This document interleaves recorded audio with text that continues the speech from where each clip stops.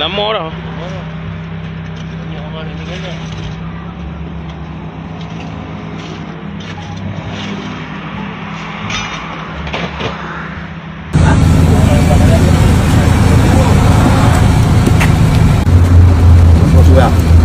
Wedding viral.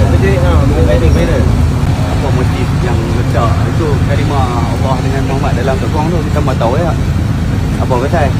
Itu mau kita tak tahu. Ha? Kita tak tahu orang tua memang buat kita ya. Orang tua mai buat. Kita rasa satu perhinaan lah. Bila ada benda-benda macam tu di tempat yang tak sepatutnya. Kita tahu kan dia memang buat bagi kita akan tahu. Apa tak tahu apa motif dia buat. Tak tahu. Sampai dia buat apa-apa lepas ni, dia kata letak lekat. Ya, macam tahu. Dia pun dah minta maaf. Bila selesai itu betul. Ini dia perlu undang-undang pula. Ya, tapi bila jadi macam ni saya rasa Islam semua Melayu. sorry anak.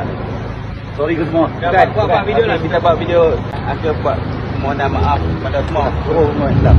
Jadi saya nak Uncle minta maaf dekat seluruh. Minta maaf ke semua. No, sekarang sama benda ni takkan ulang. Saya ulang.